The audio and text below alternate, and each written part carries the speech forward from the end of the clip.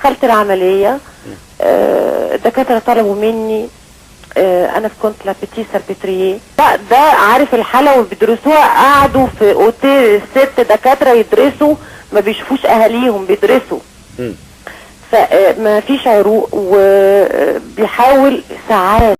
في الفتره دي انا لاقيه كل دكتور، يعني كل دكتور وراه الاستاف بتاعه، يعني كل دكتور وراه 6 7 6 دكاتره هيشتغلوا، وهي كانت العمليه مايكرو سيرجري. مش عارفه اتكلم انجليزي ولا فرنساوي ولا عربي. وانا حقيقي كان داخل معايا اوضه العمليات كل الرسل، يعني كل الرسل ماسكين ايدي، والقران كله جه على لساني. انا مش حافظه القران كله، لكن بكلمك بجد سبحان الله، من اوضتي لاوضه العمليات. كنت حلوه قوي. انا خدت ايديهم على بطني ومسكتها كده وقلت له انا متاكده انك هتعمل كويس.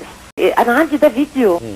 اما دخلوا على شالوا العضله بتاعت خدي، لقوا ان الاعصاب اللي فيها كانسر، العصب الحاجب وعصب العين وعصب البق وعصب الدم.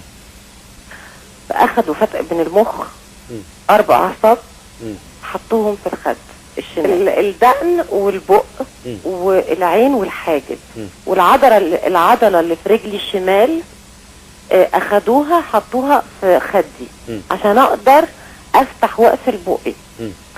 لو العضله دي الجسم قبلها، ده كان يعني 1% ان الجسم يقبلها، لانها كانت اصغر من عضله الوش، يبقى كويس. لا، هياخدوا العضله الريزيرف اللي هي في الرجل اليمين، او يصنعوا عضله. بس في الحاله دي حركه الوش لما بتضحك بتروح مكانها هتبقى عكسيه.